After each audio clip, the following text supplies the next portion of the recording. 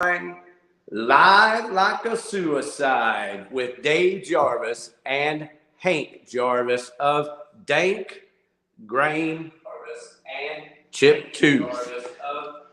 Holla, holla, holla, holla, holla, holla. Good evening. This is our first show of the year. How are you doing, Mr. Jarvis? Oh, I'm fucking hungover, man. Still. Well, you look great. Yeah. Thank you very much for being a part of this. For sure, man. Yeah. How was your New Year's? I mean, I don't remember. I think I slept through most of it. Oh man, Ricky, how was your New Year's? My New Year's kicked ass, man. We did sparklers and smoke bombs and just blew it up. Nice. That's beautiful, man. But this is my truest New Year's, for the record. I got me some nice dirty job beer here, and I'm looking forward to a good time tonight with you guys. Oh yeah. It's always a good time when the Dank brothers are here. I got my glass of brandy with me. All right, so everybody hop on. Dave Jarvis, take it away. I'll be watching the live chats. If anybody has questions, put your question in the live chat, just like this. Even you porno guys. No, all right. So here we've got Chris Kimbley. What's up, guys? Off the bat. So, Chris, I know Chris. Live chats, Dave, and that's about it, bro. Yes, sir. Chris, how you doing, man? Long time no see. Okay, so we're gonna start with you, like we start with everybody. Hank, how did you first get into music? Oh, I joined percussion in like 4th grade or some shit, and they had me playing like xylophone, bass drum, and snare drum and shit. And then like I was in percussion all the way up until fucking the first day of high school. I went to join percussion again. They go, okay, well, you have to come to practice after school. And I said, all right, I quit. So then I went smoked weed under the bridge after school, like a normal person.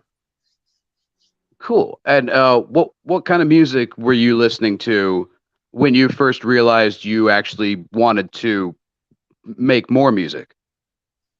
Ooh, I don't know. Probably like Rage Against the Machine, shit like that. Probably. Or like, like Nirvana's fucking Unplugged in New York came out, and I thought that was really cool. I was like, I want to do that. Yeah. What did you think about the midday jam sessions with Safe on bass and myself on guitar, playing For Whom the Bell Tolls forever and ever? It was fun, man. Like my dad, we were kids. I was like 13 or some shit. My dad had like bought me a snare drum for Christmas. But I didn't have a bass drum, so I just got a cardboard box and I would hit it while I played snare drum. Fun shit, man. And what was your first band? Grain.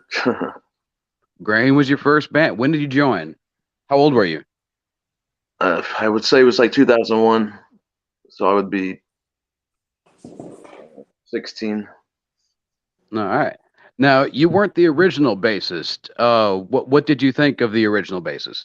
All right. I never wanted to be in a band, but my dad said, "Hey, come see your fucking brother play live. Support your fucking brother." And I was like, "No, I want to." He forced me to go.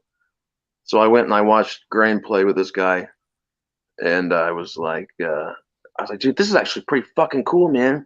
My brother's badass, guitar player's badass, drummer's badass. The bass player, I knew him. But he was like nerdy as fuck, and he just sat there. And I was like, man, I bet I could fucking play cooler, or at least I could bang my head or some shit better than him. And then y'all fucking y'all let me in the band for some reason. I never even picked up a bass in my life. Y'all must have been hung up. What were those first years with the band like? Dude, you would know that better than I would. I don't remember. Yes, but our viewers would not. First few years, Yeah, you were rocking the blue hair and the Jinkos, and we were still playing like new metal, basically.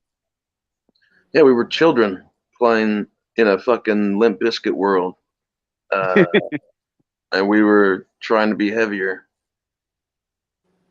And I guess we kind of were heavy for a little bit, but everyone else got way heavier than our shit. Kind of didn't make sense anymore.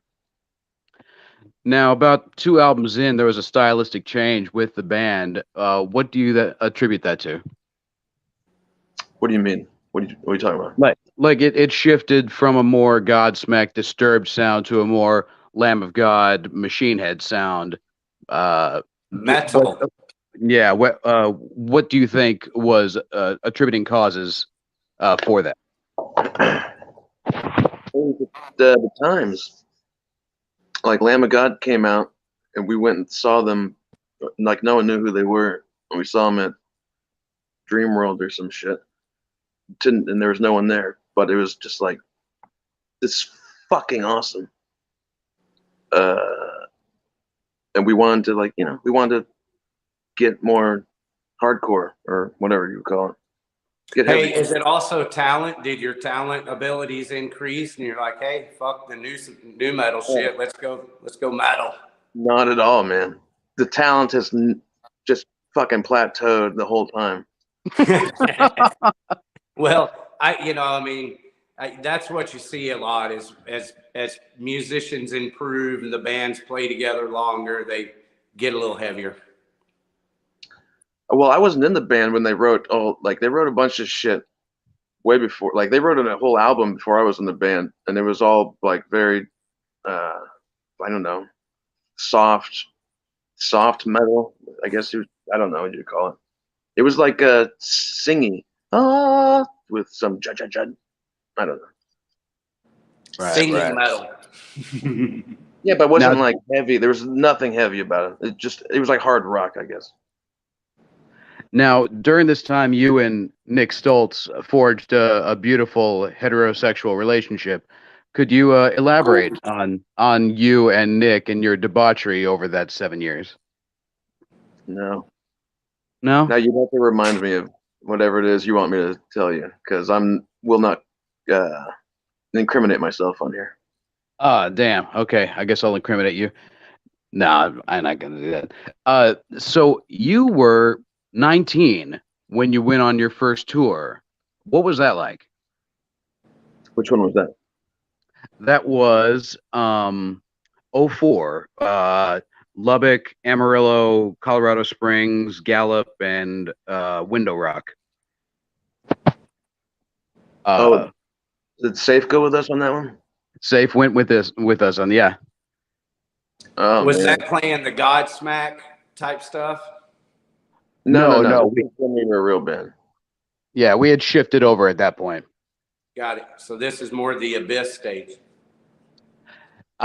Yeah, we had done an album with Braxton, who did sound for like Unloco and A Dozen Furies, and went on Ozfest. Amazing producer. So he really brought out a lot of the heavy from us. And then we went on the small Southwest tour in 2004 just to see what it would be like. I remember what it was like. Do you? I mean, I have it all on camera. Okay. So really all my memories are of what I recorded. I think. I mean, I have a lot of illegal shit on there, or that I didn't record. That's just for me. Okay. Cool. I remember, cool. Yeah. Like everyone, like groupie collections. Yeah. Things you don't talk about on video. You're right. Yeah. I don't know. You said illegal stuff, so I was just throwing it out there. Some bondage. Anyway, sounds like it was a fun tour. Oh, it was very eye-opening. The camper flooded. Yeah, like chairs were thrown. We climbed a mountain and got cursed for it, and we still wanted to keep doing it. We had a girl with us, and some guy tried to kidnap her, like right before our eyes, threw in the back of a truck and shit. It was a weird one. And Yeah. you had to They're go gonna- like beat the shit out of her. I mean, out of him, and rescue the princess. We were surrounded on all sides. Best we could do was a hasty escape. It was like that. Oh yeah, yeah. Damn, yo. Because we were on Navajo reservation, so yeah, it was like what 10 of us and at least 50 of them. Yeah, but that wasn't normal. That was not a normal, because we've done multiple Navajo reservation shows that were fucking awesome, and they gave us nothing but love and shit. This was like a weird thing, man. I want to hear about it. That sounds cool to me. Well, Well- basically everything that could have gone wrong in one show did. Like we played a show. It was in Window Rock, Arizona, and there was no stage. So our boy Safe, he was just headbanging away and wasn't paying attention. And I was in the middle of a long, wide mouth scream, and he came down hard on the top of my head and slammed my jaw shut. Yeah. And that like hurt me for the rest of the show.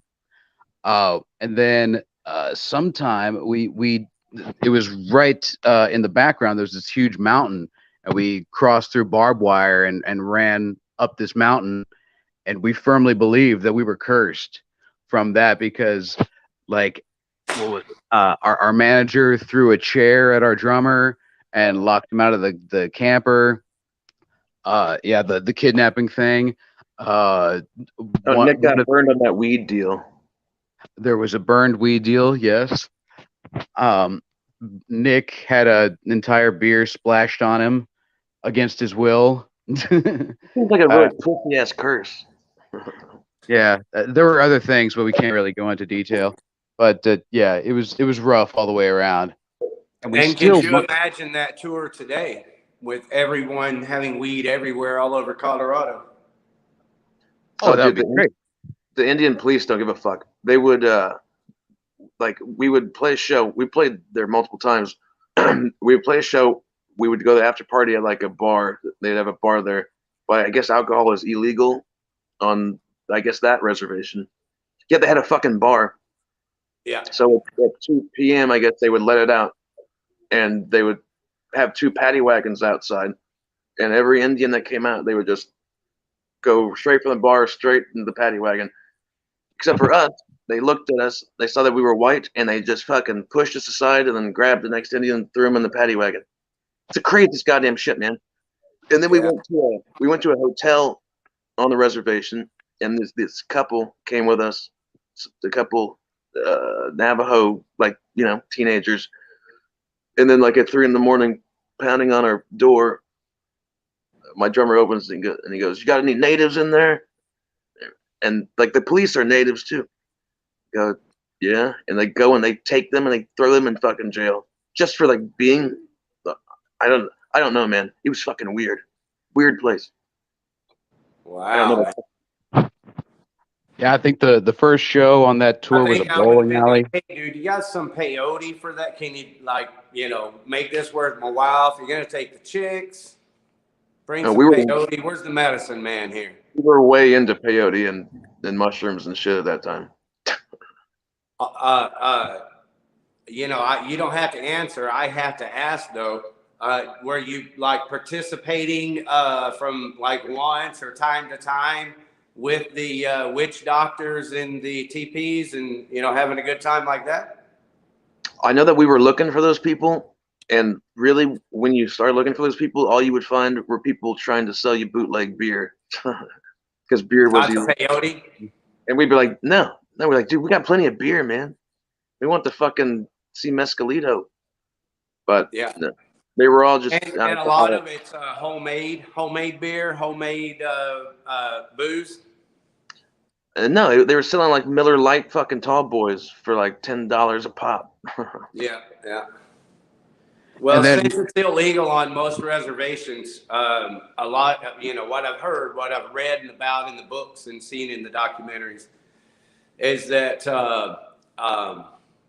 making moonshine, distilling moonshine, and meth are pretty common on most reservations, also. Well, this was in like the early 2000s. I think meth was still kind of underground and not every. I don't know. I guess meth was Either pretty. way, dude, I think it's kick ass that you guys found a route to tour Indian reservations in Colorado. That's fucking kick ass. That was in New Mexico and Arizona, but Okay. I don't know how. I don't know how we got that. I'm sure David does. Oh, I don't know at all. No. Like we were just kids, man, and people were just doing things for us, and we were just coming along and playing. It was nice. Yeah, that's what I'm saying. I think that's pretty fucking respectable, bro, to be playing reservations. I didn't know that was really a thing. I didn't either until we showed up on one. It's like, man, this is fucking cool. We were reading like lots of Carlos Castaneda and shit. We were into it. See, And they were some of our best fans too. Oh yeah, dude. Those fucking Navajos love metal, man.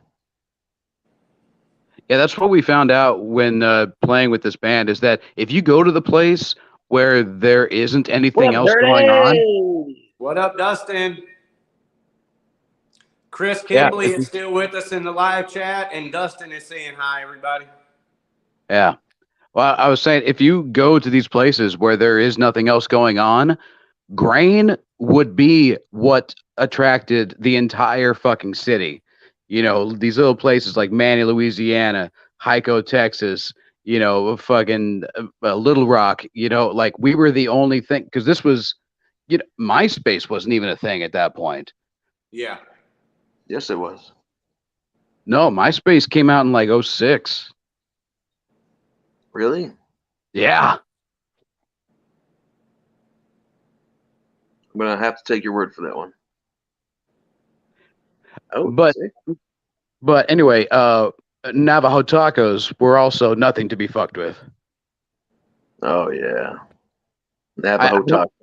Yeah, I don't know how they did it, but they made these like pitas that would just rise like 2 inches thick, and they would just plow like all kinds of crazy shit on it, and it was just so fucking delicious. Like, I don't even know how to recreate it, but it was just wonderful. That mace. I remember we went to an after party in Gallup, New Mexico, and somebody like we were riding, and we brought this guy along that was directing us to the party, and it was deep in a canyon, and there was just mountains on all sides. We were just in the middle of the fucking desert, and there's just like this little cabin in the woods, but there were no woods, and like you know we're about a quarter mile away from it, and this guy was like, "Yeah, this is definitely a place you could bury somebody and no one ever find it," and yeah, that scared the shit out of us. Brother. Good to know. And then we started saying that to every hitchhiker we picked Don't up be after. pissing me off. And then a year later, we went on a bigger tour with Irate and Critikill. Do you remember that one? Dude, you're gonna have to say more than that. Okay. Well, the first show was at Dreamworld, and it was our CD release for Business End. And we had so many people on the stage that the stage was in danger of collapsing. Oh yeah, that was cool. Yeah. That's And when then we went to like Hollywood and shit. Yes. We played a sold-out show at the Whiskey A Go-Go and partied for 2 days at the Chateau Marmont. Dude, yeah, that was weird. We were in a tour bus outside the Chateau Marmont snorting cocaine, and like, dude, like, we made it, man. Dustin, Hank, don't remember shit. Hey, man, I remember some shit. I remember. Nah, never mind. Anyway, what's the next question? Well, I was just going to say, what was your opinion on that tour compared to the previous one? That second tour. Oh well, the first tour we were touring in fucking shit mud holes, and the next one we were playing like Hollywood and shit. So that was the difference. Yeah. And then later on that year, we hooked up with Larry Summers and we recorded a Christmas song. Do you remember that? Yeah, I remember that. All right. Well, that's what started the whole Larry Summers grain connection. Because based on that, we decided to record The Abyss over at his house. Do you remember recording The Abyss? Yeah, I remember I got the highest I've ever been in my entire life to this day in that house. How did that happen? Well, do you know what a volcano is? I do. I remember the volcano days. All right. Well, it's the first time I ever seen a volcano, and we had drank so much fucking booze the night before. We passed out on the floor at the studio. We woke up, and we didn't eat or anything because we're kids and just drink and don't eat. And we woke up to a fucking big old bag of vaporized weed smoke, and so we hit it, and then we all just started vomiting. I'm sure the hangover had mostly to do with the high, but I vomited for a good 4 or 5 hours. Now, do you remember the writing process that went on with grain? Yeah, kind of. I remember. You want me to talk shit, or you want me to spice it up? Yes, talk fucking shit. Make yourself at home. Say whatever you want, man. We're all friends. No. I would say Rick, our drummer, would write some shit, and he would bring it to the table. Our guitar player would say that sucks, and then we would just play the. Our guitar player wouldn't do shit unless he felt like he had something to do with it. So, well, that must have been kind of a hindrance, don't you think? Not really. Instead of just putting out shit after shit after shit, we put out collective shit, which I think sounds better. Now, which Grain album do you think is the best? Business In. What sound wise, song choice wise? Yeah, they're all cool, they're all brutal, it's all quick. Okay, discography me. Business End is before The Abyss or after? Before. That's what I thought. It was an EP. It had 6 songs on it, I think. Yep, instant classics like Calling in Favors and Revolution is Coming. Great album. Yeah, so called War that we ripped off of Mudflap. Right? Sorry, Revolution is on that the Business End. Yeah, we Grain, because Grain wasn't as prolific as they should have been. We re-recorded quite a few songs, and that was one of them. Dude, I heard that today, and congratulations, it was really fucking kick ass. Oh, thank you, brother. I listened to that and Direct Me to Texas off of The Abyss in my car loud, and they were both very well worth it. Hell yeah, man. Thanks, brother. Appreciate it. I mean, the shit still sounds cool to me. Oh, absolutely. Yeah, it definitely stood the test of time. I agree. I very much. I mean, I listened to them today, and I wouldn't bullshit you just because we're on the show. I'd keep my mouth shut and wouldn't say much about it unless you asked me or something, But I was blown away. I know you guys from Dank, and y'all good, So I'm blown away by how good it is. So it has definitely stood the test of time. If I'm a parameter. Well, thank you, brother. Appreciate it. So in 2006, we went on our first full-scale West Coast tour. What were your thoughts of that? Again, I don't know what you're talking about. Okay. Well, the first show was in Whiskey A Go Go. Once again, sold out. And sold out the whiskey, baby.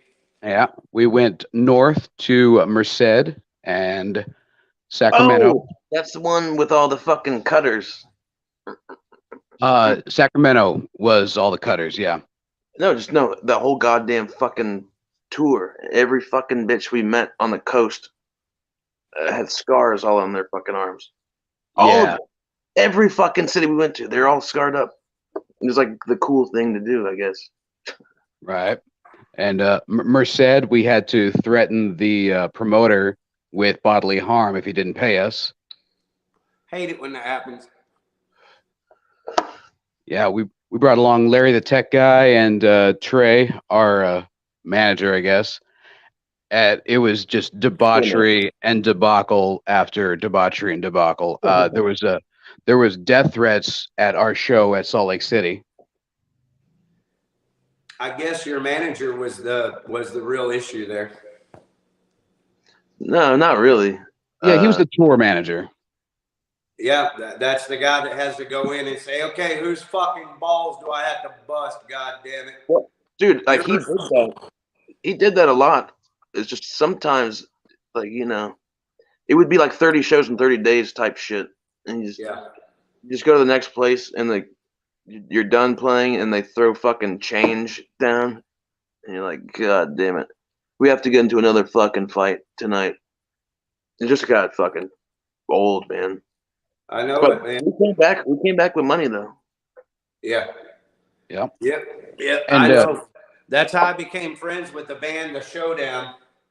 Was they were playing here in Louisville, somewhere over there in North Dallas, and the promoter wasn't wanting to pay them, and I was there, maybe interviewing the band, I can't remember, but so they brought me in the middle and asked me, and I knew the promoter. I was like, dude, you got to pay the band. Whatever you promised the band, you got to fucking pay it. I mean, if you're asking me, I'm surprised they hadn't already kicked your ass. So, yeah, I know. It happens all the damn time. But yeah, that tour ended at Lake Havasu, where we ended up doing drunken jet skis and drunken softball. And I got to tell you, that even though the show itself kind of sucked, there was no better atmosphere to walk out onto after a 30 shows in 32 days to come out to this beautiful beach, and there's London Bridge for some weird reason, and we just got hammered drunk. There you go. Yeah. Cheers again. Yeah. Dude, Now, I think the next tour after that, that's when we developed our taste for country music. Or really, yeah, I don't remember.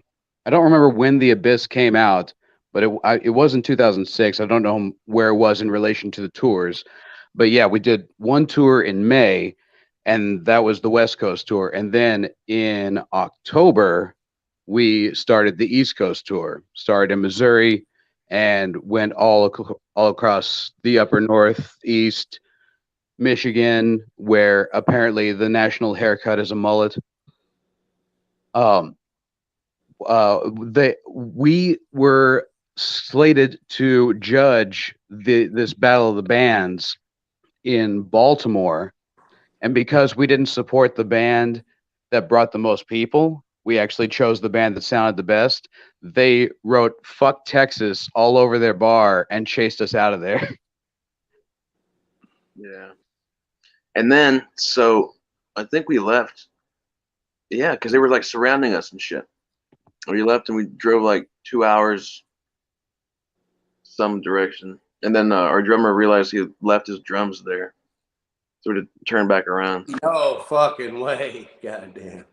And so when we got back, I guess all the riffraff had left, but the owner was still there. So somebody in the band went and fingered her and got our drums back. Nice Now- phrase. That on a show. Okay. Oh, well, I was going to say on that tour, we played a show in Pittsburgh, and the band In This Moment actually opened for us, which was crazy because that was before Ozfest, and they were really nice people. I smoked weed with most of them, and I think the only one I didn't smoke weed with was the one that's still there, the singer, Maria, I think is her name. Yeah, Yeah. but she was a really nice person. They all were. I've got a Maria story. There's the green CD right there. That's what I was looking for, was that green CD. I was at the Mayhem Fest interviewing bands, doing Outlaw Video TV. You can see those interviews on this channel. By the way, now's a great time to tell everyone to support Outlaw Video TV, Dave Jarvis, Dank, and all that rocks and bangs head by sharing this video. Share this video right now and get some people over here watching it tonight. We still got a good 30 minutes or more to go. So now's a good time to share it. Hop in the chats. And anyway, back to my Maria story. I thought she was just a chick hanging out. I was just talking to her and riding the skateboard with her and having a good time. Is that right? And she was like, "Oh, I got a boogie because we're about to go on." I was like, "What?" She said, "My band's about to go on." I'm like, "You're in a band? You're in one of the bands?" She was the singer for In This Moment. Nice. Yeah. Beautiful. I had no idea. We were just hanging out like a couple of kids. Oh yeah. Oh, dude. I'm all about that. Yeah, man. I'm So not really a name person or a face person, so I can understand that. Dude, I think she appreciated it. I think she appreciated I didn't, I don't know, whatever, however you want to look at it, because I had no idea. That's why I was just able to be cool to her and not having to be talking to her about interviews and Outlaw Video TV, Got to spread the word. Yeah, I know, but that's my point, is I think she enjoyed just hanging out with someone who didn't have an agenda for, a little while. Oh yeah, I got you. And it was the same to me, because I was agenda out, so I appreciated the break with a hot chick. Yeah, that's the agenda right there. Yeah. Blew me away, dude. I couldn't fucking believe it. She was up there singing for In This Moment. Dude, what the fuck? Puppy getting after it, Yeah. making beats. We just kind of knew her today, and he's not too happy about it. Hold on. Okay. Well, I'm just gonna talk. So during that tour, we also ended up in Bradford, Pennsylvania, Wow. where our guitarist got into a fight with our drummer. Nick got into a fight with Rick, and ended up knocking over Nick's laptop and spilling all kinds of shake mix all over it, and he had to slam it and just kicked holes in the wall, and we ended up finding him asleep next to the vending machine in the corridor right next to a snowstorm. And then we woke up and we had a friendly little snowball fight. And I got to tell you, Pennsylvania snow is way more forgiving than Texas snow. You ever been to Bradford, Pennsylvania, Rick? No, I have not. That sounds like a hell of a You know trek, what? 'cause all the shows You you were know what? talking about were over on the West Coast, primarily. Well, But do you know? my guess is that the humidity here is different than it is in Pennsylvania. Oh, absolutely. Like they're upper northeast wind, and we got Gulf smog. Right. Gold smog. You got it. Blended with a nice mix of the world's the concrete capital of the world, Midlothian, Texas. So the tour ended up down in Florida, where we were the musical act for a wrestling event that was headlined by Bam Bam Bigelow. Nice. And we got to hang out with Bam Bam Bigelow and smoke weed with him, and we talked about fucking WrestleMania and his choppers and shit. And he was just the nicest guy in the world. And it really sucked because when the tour ended, I think he died like 4 months later, and it was so sad. You partied him hard, Dave Jarvis. Yeah, I guess so. But then, you know, the tour ended, and then we had 2007, where we basically every show we played was either a metal fest or we were opening for a big name band like Kitty or God forbid. And then in October, the band broke up. Um, Hank, do you want to talk about that at all, or move on? I got nothing good to say about that. Okay, then. Well, during you do the have anything to say, because I'm at least interested. You guys couldn't really pick up the pieces because you had two pretty kick-ass guitarists and a badass drummer. Well, sometimes people just have to go out and see what else they can do. Here, so very diplomatic of you, sir. And through playing with all these metal bands and playing metal night after night, we would cleanse our souls on the trip with Bob Dylan and Willie Nelson, and that was basically the seed that would be Dank. So, how did Dank first formulate? Well, like you said, it was just metal every fucking night, every fucking goddamn city. Everyone sounded the fucking same. Every fucking city, you'd play with like 4 or 5 bands, and every single one sounded like goddamn the last city. Man, it was the same fucking goddamn shit. It was irritating. So on our trips to the next city, we would listen to, like Dave's, like Dylan and Willie Nelson, Johnny Cash, and fucking John Prine, shit, like, just to like, fuck, you know, enough of this fucking shit. And so once the band broke up, I was like, David, teach me how to play guitar real quick. Give me 3 chords. He gave me 3 chords, and then I started the Dank shit. Now, how did you hook up with Dylan in the beginning? Through the rear. I knew it. I don't remember. He was a big Grain fan, and then when we broke up, he was all pissed off, and we would just still hang out and play guitar. And then we would just make up funny songs.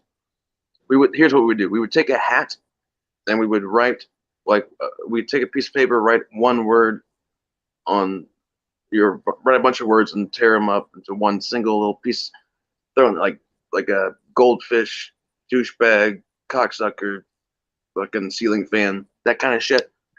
Throw in the hat, and we'd write every chord down that we knew through another hat. He would pick a word out. It would say fucking meatus, and he would write a line about meatus. I'd pick one out. It would say, you know, pineapple. I'd write one about pineapple, and so we would write songs like that. And then we would pick out 3 chords out of a hat and say, all right, those are the chords we're going to sing it to. And we just started writing songs like that. Now, for those that don't know, Dank originally started off as just you and Dylan. Yeah. Right. Yeah, just so like an acoustic duo. What made you decide to go with a band, like a full band? Well, I had to sing in front of people. You dropped the peanut butter. Oh. That's a few minutes ago, so I don't know what that reference is, but It's way late. Oh yeah, we were playing shows. Like, we started playing fucking shows at like coffee houses and shit, and we played a gig at Lone Star Country Club. Remember that place? Oh yeah.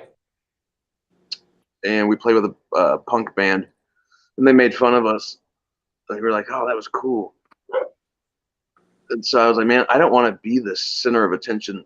So I tried to get as many band members in the band as I could to take the focus off of me. And now, before that happened, you and Dylan split. Was that amicable?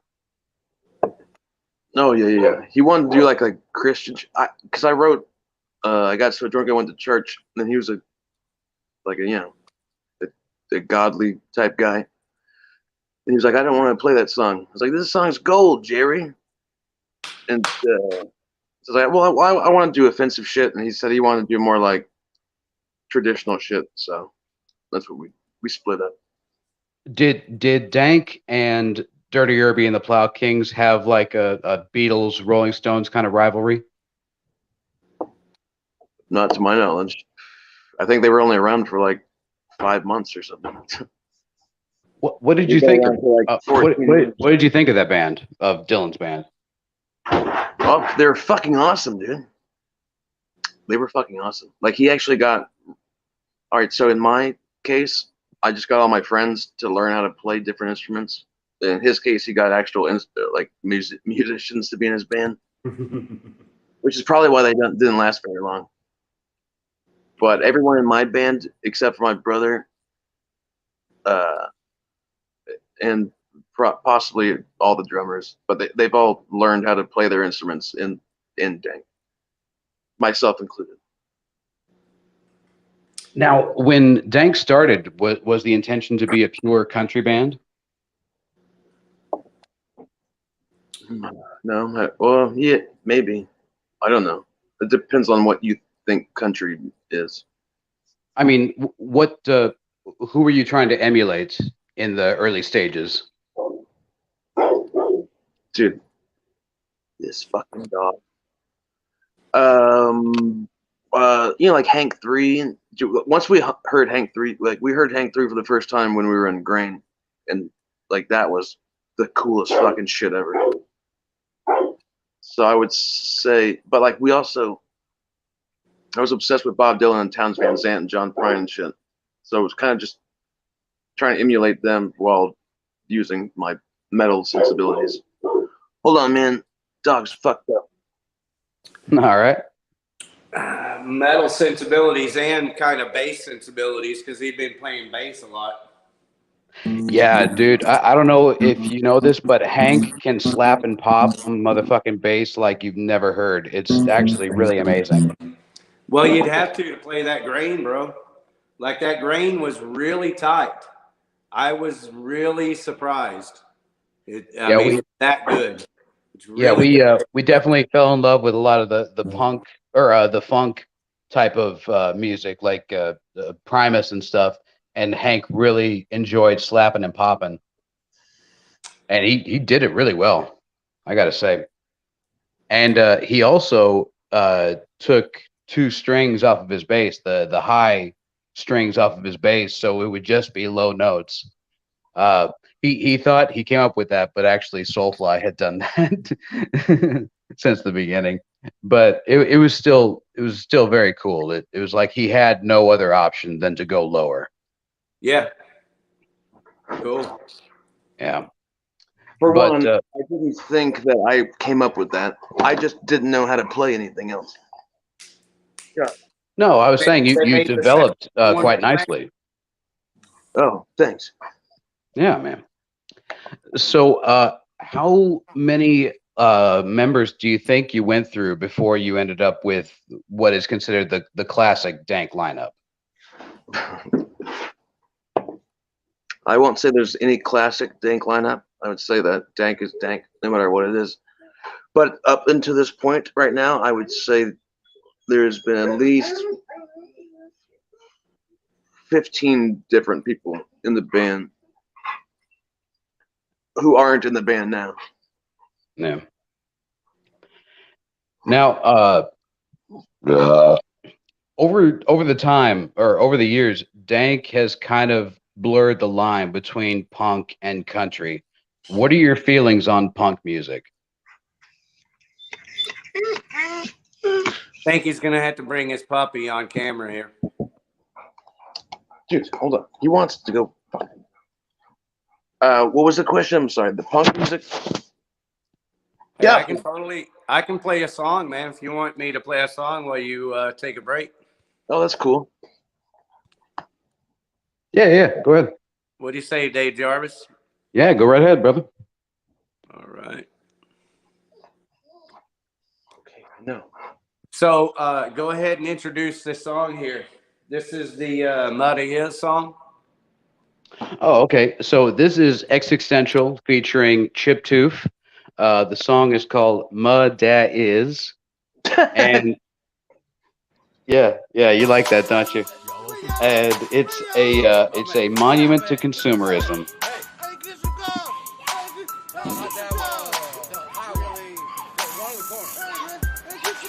Working with the public, trying to take a piss while everybody asking me how much that is. Well, read it for me, Yoda, what those numbers represent. And then they pause for a second, say 99 cents. You did it, big guy, there's a tornado outside, so you rest your fucking life for a darn cool lights. I'm not trying to judge, but I'm hungover as shit, and every word out your mouth is fucking mongoloidish. Fake pee gets more jobs than college degrees. Learning to read is as popular as Chinese cheese.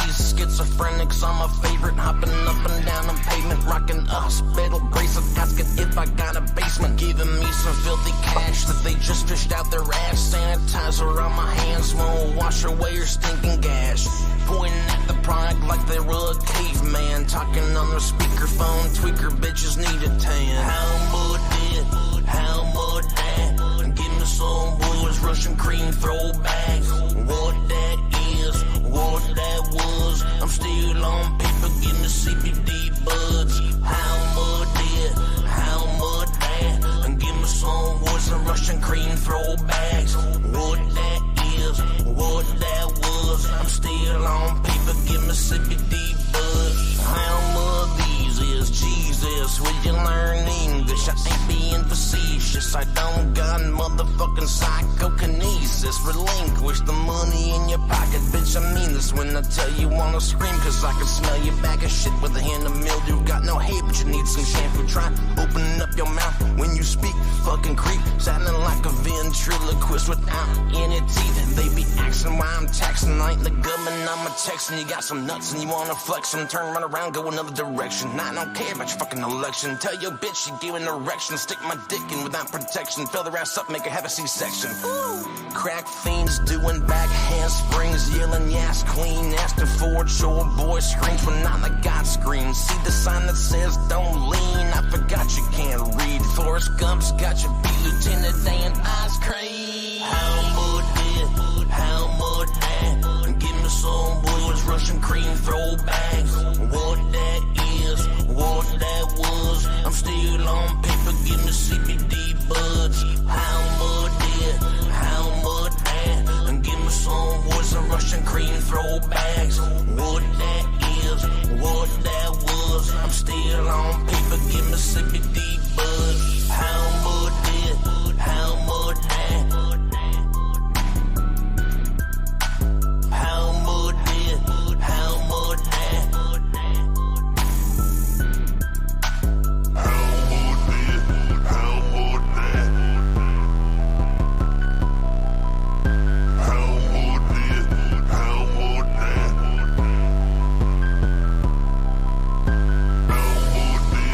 How much that?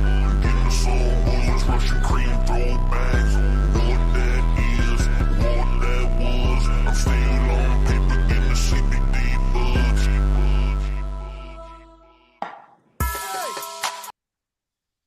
There we go.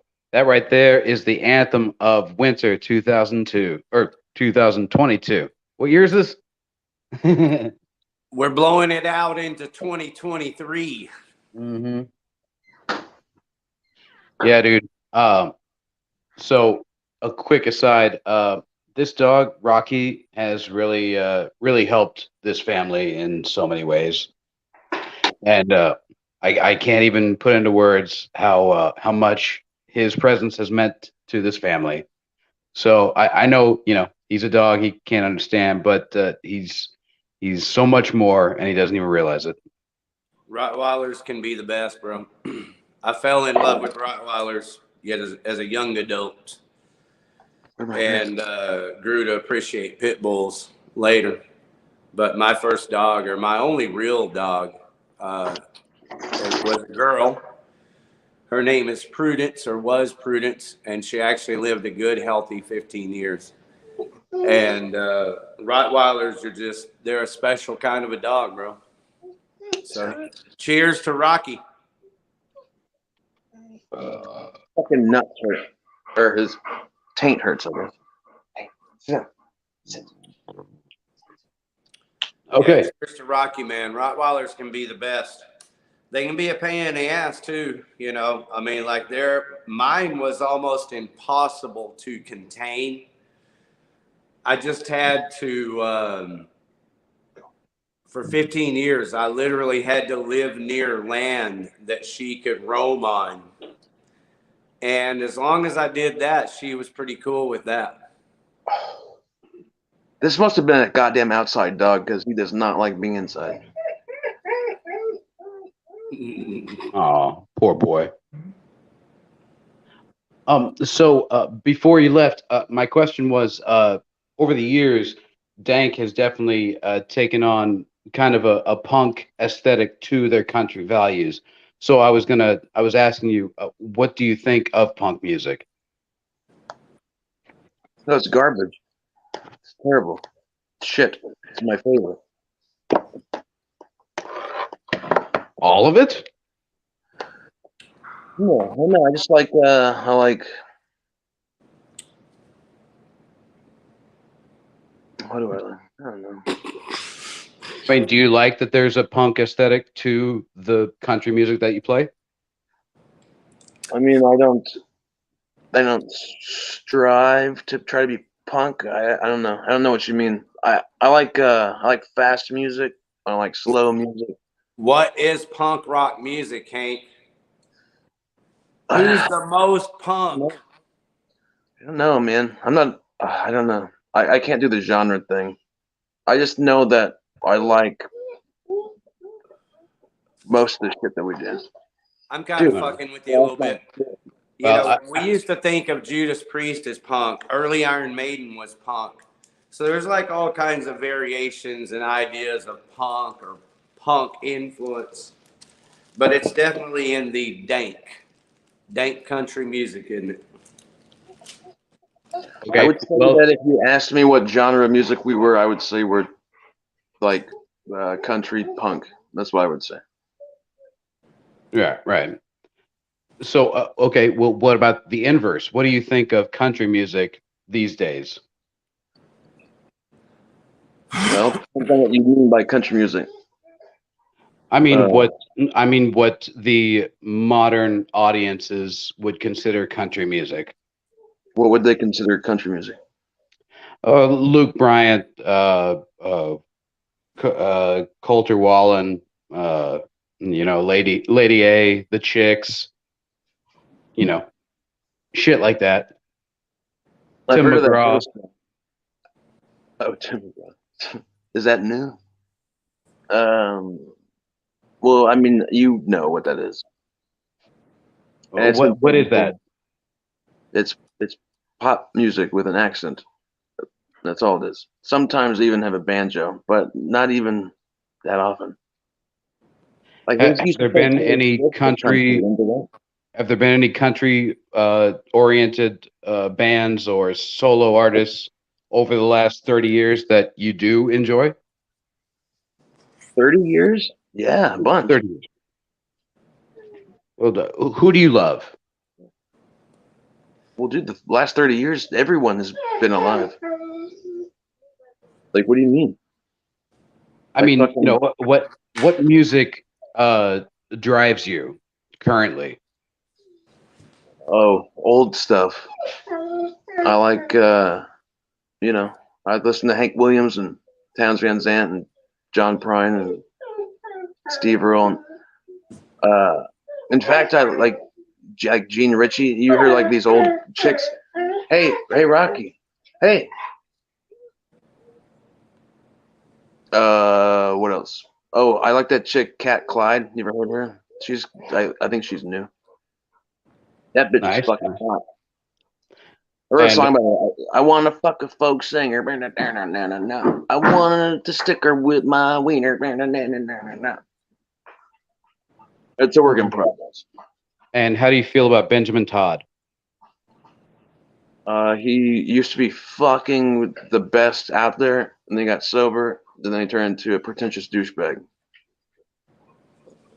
Oh, sad to hear. Well, I'm into people who I like people who are still on drugs. I know it's a terrible thing, but sober people make shitty music. Here. I'd at least be drunk. Wait, drinking. And I'm not saying being sober is a bad thing. I think you should be sober or whatever. You have to tell yourself. But I think that people on drugs make better music than people off of drugs. Or no. People on drugs make better music than sober people. Nice. Do you have a particular subject that you like to write about more than others? Yeah, cheating whores. Cheating Okay. or Cheating whores. It's the best. It's the easiest. It's happened so many times. There's so much material. Everyone else knows about it. Everyone's gone through it. It's fun. it's a subject that everyone can relate to. Yeah. Now I know Yeah, you've written several love songs too. What did you think of those? Do you think those were more inspired than the ones that were full of anger? No. The anger ones are always the most inspiring. Now take us through your writing process. Like, do you come up with the riff and then lyrics later, or the reverse? It's always different. I would say that I do a lot more writing of lyrics than I do writing of music. Because go ahead. What? No, go ahead. Dogs in my fucking face, breathing is fucking. I like making an acoustic song by myself and taking it to the band with an idea in my head. Like I want a country song, but I take it to my band that's full of punk and metal players, and then they change it to something else. And that's what I like. I think that's the coolest shit. Have you ever sat down to be like, okay, this song is going to be about this, and then it turned into something else? Not off the top of my head, no. Usually, no. If anything, I will not know what I'm going to write about, and then, 2 lines in, I'll figure it out. Now, your boy Holocaust has helped with writing a few Dank songs. What can you tell us about your boy Holocaust? I can tell you that his breath perpetually stinks like shit, and he's always next to me talking, and it stinks really bad. And I gave him an electronic toothbrush, and he used it, and it still stank like shit. I don't know. He's got a problem.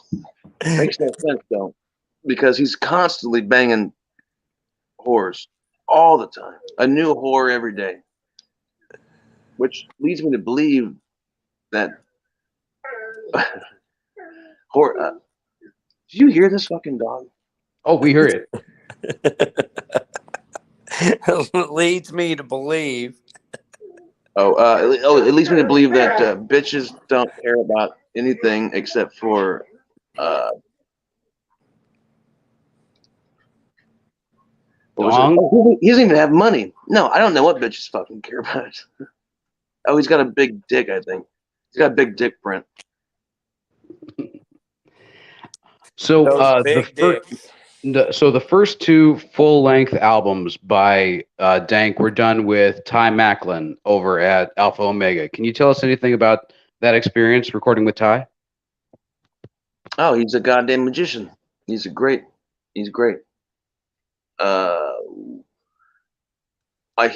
I really like. We were playing garage music type shit, and he turned it into something that sounded like real songs. So, yeah, I love him. He's awesome. And he doesn't fucking. He's not a cunt. Like no matter how many times you fuck up, he's like supportive or whatever. He's not. It doesn't seem like he's just waiting to get paid. What were your opinions of those first 2 albums, Folk in A Minor and Just Putting It Out There? Just Putting Out There is my favorite album that we've put out. Folk in A Minor You know, it is what it is. Now, 2 of those songs were done with Daniel Keaton. What are your thoughts on Daniel? Love him. I used to work with him at Music Around in Louisville with Jesse Scott, and he's like he's the real deal type motherfucker. Badass Nice. drummer, badass engineer. Yeah. Now with the 3rd album, we went with Mike Lambert from Rivethead. What were your thoughts on making that album? Oh, that was fun, man. That seemed like, you know, jamming or like just like recording at your buddy's house, which pretty much is what it was. Yeah, I recorded all my vocals in that closet. It was fun. I love Mike. And they had this fucking excellent chicken stand next to his house. They serve chicken backs, like 35 cents. Good shit. Dang, very nice. Dang. We once asked for we were taking our order back to the room, and my driver said, damn, they gave us an extra chicken arm. And I said, sweet. And then we ate it, and I go, wait, chickens don't have arms. I don't know what the fuck it was. Got some chicken from 3 Mile Island. Yeah, I don't know what it was, man. But it had a elbow. And then with our most recent album, we recorded with Chuck from BoltNeck Studio. What are your thoughts on that? Took 3 years to make. Yeah. It's definitely an album. And I would say there's like 4 or 5 songs on there that are really fucking awesome. And the rest are pretty cool too. Now, each album kind of had its own feel to it. You know, the first album, just putting it out there, was more of a country rock album. And then Folk in A Minor was more of a folk and bluegrass album. And then You'll Be All Right was more of a punk album. And then this album, Hit This, is more of a brooding, deep, almost like Alice in Chains like album. What are your thoughts on changing the mood with each album? I'm for it. You know, we all change our moods. There's no reason to just do the same shit over and over. That's boring, right? Think most. Fuck. Hey, man, I gotta take this That's dog. one of the reasons you started doing the Dank stuff in the first place. You were bored. Right? Doing Exactly. the same stuff over and over. Yeah. Hey, Ricky, since Hank is taking a quick respite, what do you got on the concert calendar?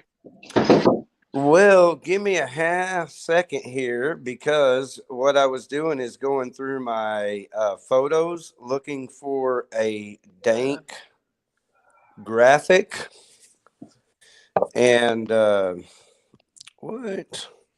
Whoa.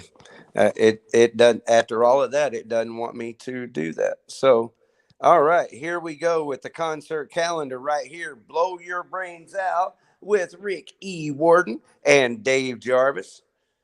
Kind courtesy to Hank Jarvis on the show tonight, going through all the old origins. Dude, that grain is badass. Those are great stories. Thank you. To Dank. All right, so this is the Maverick show right here. That's right. If any of y'all out there are listening, please pay attention. Sunny Disposition is a fucking amazing band that you really need to see, because I guarantee if they keep at the pace that they are at, they will not be playing local shows for very long. So there you go, Sunny Disposition and Barbara and the Dirty Shirleys. Definitely check them out. And I think y'all played a show with them on a show that we did together with me and my dead friends. Do you know the other bands, Yolanda, the Daydreamers, or Decado Vega? I do not. My apologies for all of their fans. Okay, man, give a shout out if that's Decado there, man. He's looking like he's ready to rock. And that's at Mavericks in Arlington on Main Street. So these first few shows are all Mavericks, I believe. We'll see when they come up. So we got the Hedonistic Punk Vatos. Love them. Kicking it, still kicking it, man. You got to Uh, love any band that can keep kicking it around, man. That's, a lot of respect for that. Do yeah, you know any of the other bands, Metal Star? I do not, but I want to say that Ray from Hedonistic is one of the greatest people you will ever meet. So, if nothing else, be friends with him because he's a good person. Good people right there from good people. And also Mike Fraley and Lava Bomb. You know who those dudes are? I do not. I'm sorry. So apparently they're the headlining act and brought to you by Elmo Jones Productions. Wow, 4 bands, $10, free parking. That's this Saturday. Oh, nope. The other show's this Saturday. Actually, that's this Friday. It should be. Ooh, the Sunny Disposition. Is that Friday? Yeah. The 6th. Yeah, that's Friday. There you go. All right. So moving right along, this show's date is actually in January. I'm waiting for it to pop up. There it is. February the 11th. So we're popping around here. There's a couple of January shows here, I know. How about that?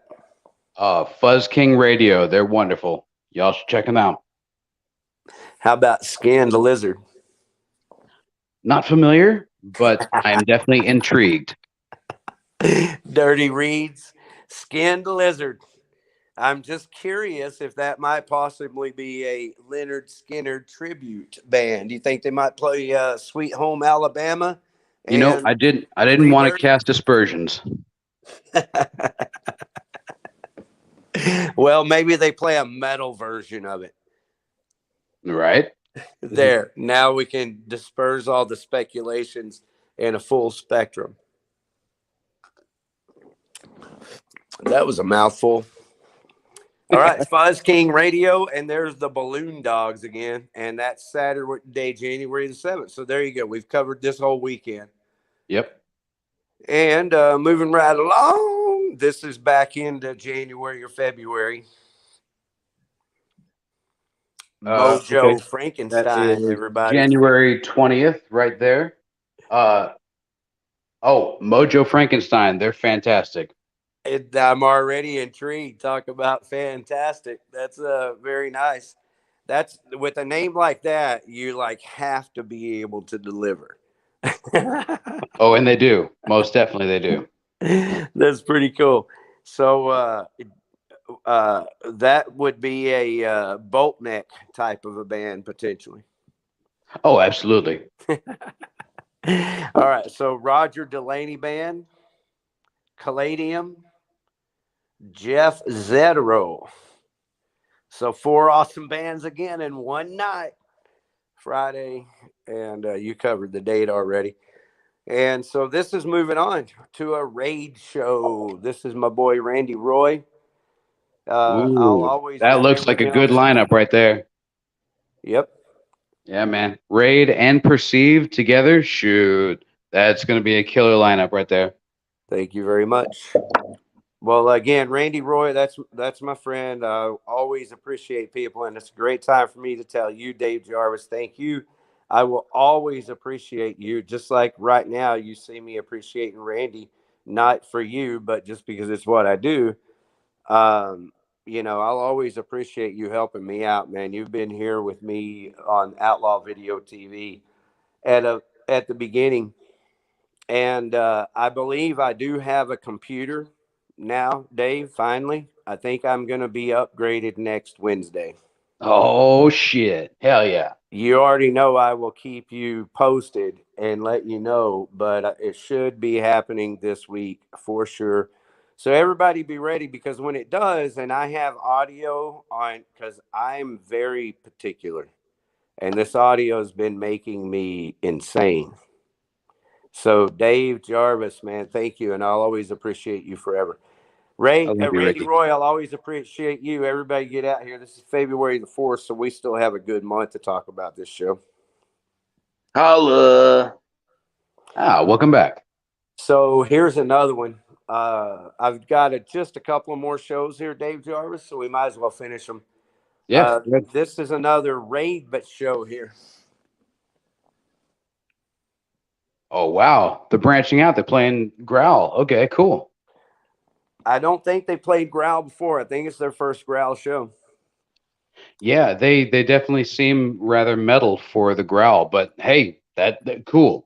Dave, I've heard you say that before, man. There's been metal bands playing at the Growl for a long time.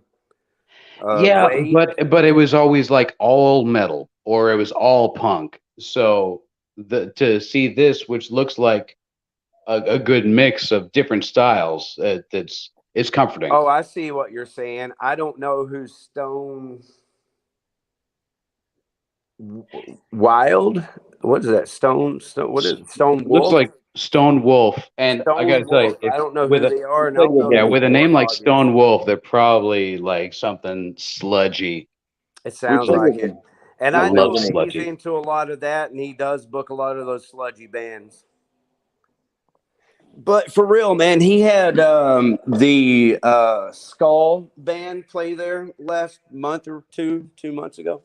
And I don't know how to say it, but just to say it, that Growl has always had metal bands, punk bands, these like sludge, grunge, slow bands, whatever you call it. You know, all it's just an amazing punk scene, if you ask me. I said this last week. I don't think there's another scene in all of Dallas Fort Worth that's anything like it. Yeah, dude, the punk scene in Arlington, every time it dies, it rises from another location. It always does. You can't stop the underground in Arlington, Texas. That's what you're saying. That is exactly what I'm saying. All right, so that band Scepter moving over to O'Reilly's there, and then I've just got another show or two here real quick. We'll run through Dave Jarvis, and we'll hop right back into Hank. Hank, thanks for bearing with us, and Hank, you're welcome to hop in on any of this. How about Electric Vengeance? Always going to promote these crazy fuckers. Woo! Dude, we And played with them. O'Reilly's. Yeah, we played with them several times at Amplified and Wits End. Electric Vengeance is one of the most amazing punk metal bands I've ever seen. I can't say enough good things about them. They're just so fucking amazing and diverse with their sound. They deserve every good thing that happens to them. Well, and that's why they're here. That's why I go out of my way to promote all of their shows, because I've seen them a few times back when I was doing the Freak Show band. And we had talked about doing shows together and all that. And you know how it is. So this is another Chemicals back at the Maverick real quick. And I saw Heirs of Salvation was on that one. That's our boy, Shame Fortier. He's right down the hall from us. Blow it up. Yeah, love him. He's such a good guy, man. Good heart. Talking about fingering. Yes, he's got good fingers as well. I think that's cool, man. That you know this guy and that you're aware of this band, Heirs of Salvation. It's kind of funny to me because I don't really know them. You know, I don't know a lot of these bands these days. You know, I'm an old headbanger here, Dave Jarvis. And then my coming back into music, if you will, was doing Outlaw Video TV. And I did the Outlaw Video showcases, and I'm very appreciative. I had these two lesbian chicks, man, Gidget and Carrie. Without them, I wouldn't have been able to do those Outlaw Video showcases. But we did 5 of them, and they were all successful. But then I started doing music. So it was the Freak Show band. And then after that, it was me and my dad friends. And then, you know, this is my foray back into heavy metal or the you know, music scene. Cause my music isn't even heavy metal. It's more punk than it is anything else, I guess. Right. Wait, is this like a heavy metal show we're on? No, dude, not really. I mean, I bang head, Hank. You know, I listened to Grain earlier today. I listened to 2 Grain songs and I was banging fucking head. There. Yeah. Well, I was just wondering because I feel like I was talking a little bit of shit. Hey, you Hey, can that's talk fine. shit, man. Hey, there's room to talk shit about, what people call metal, as much as there is, good heavy metal music to talk about. I think there's still bands. I listen to new metal as in newer music that's been released in the last year, Um, and I've talked to other people and they're like, I don't know any good new heavy metal music, whatever. Well, yeah, no one goes to local shows anymore. That's why they have never heard any new fucking metal music. Well, it's that swinger scene, man. All the metal musicians started playing tribute music and swinging. So, Hank, what was the last local show you went to that you weren't a part of? I don't know, David. What was it? I don't know. I don't follow you everywhere. Well, I'm sure whatever it was, you were there. No, because I have my own life and you have yours, and I'm not trying to interfere with that. Let's see. I'm respecting your space. Isn't that how relationships are? Oh, fuck. Let's have some beers. Yeah, dude, I have no idea. I can't remember. So are there any underground bands currently working that you would like to open for or work with? Well, I don't know about. Well, dude, there's this one. They're from San Marcos, right? San Marcos. Conway the Whale. They're not metal at all. I think they're way more punk. And I don't think they really like me or my band, but they're fucking awesome, dude. And even though like the dude doesn't like me much because of my lyrical content, I still think they're fucking awesome. But Conway the Whale, I suggest y'all check them out if you like punk. Your political content, you never say anything political. What are you talking about? I call it artistic. Who's political? You were saying that they don't like you because of your political views, but you don't really espouse any political views in your music or in your social media. I said my lyrical views. Oh, I'm sorry. There's a lag. My apologies. Lyrical content, I think is what I said. But we've played with them before. I know. I don't get it either, man. And I don't care. Like some people, dude, our music is intentionally not for everybody. And it wasn't for him, and that's cool. I still like it. Do you enjoy antagonizing the audience? Antagonizing? No. But I get a kick out of it. Okay, enjoy and getting a kick out of are kind of the same thing, but right on. No, I mean, I think that record, Hank. I don't make the music to do that, but I think when people get up and like I can see them and walking out upset, I like that. That's funny. So it's basically like an all or nothing. Like you'd rather have the entire audience with you or against you. There's no in between, yeah? Oh, yeah. Yes. Yeah. I don't want them against me. I've had them against me at grain shows, and that had nothing to do with our music. No, I don't like that. No, I want them to like it.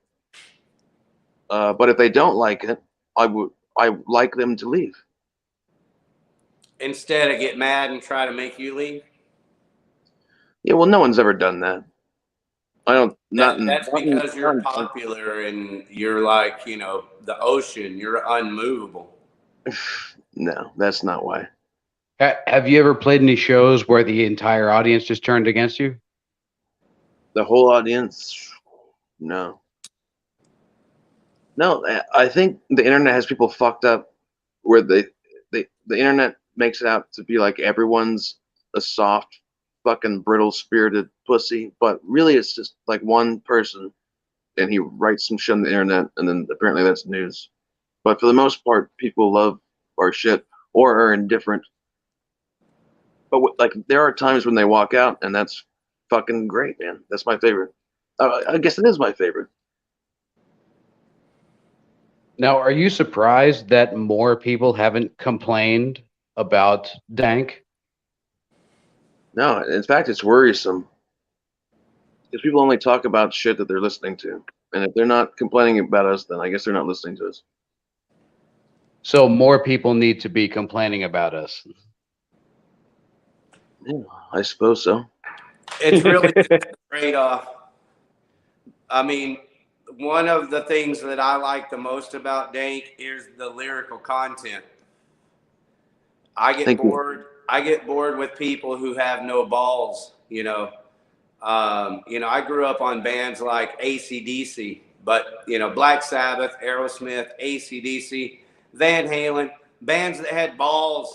And yeah, I'm not saying that bands don't have the same balls today, but no, we've already done that, and we got to kind of recreate this process somehow. And Dank does that for me. Oh, thanks, man.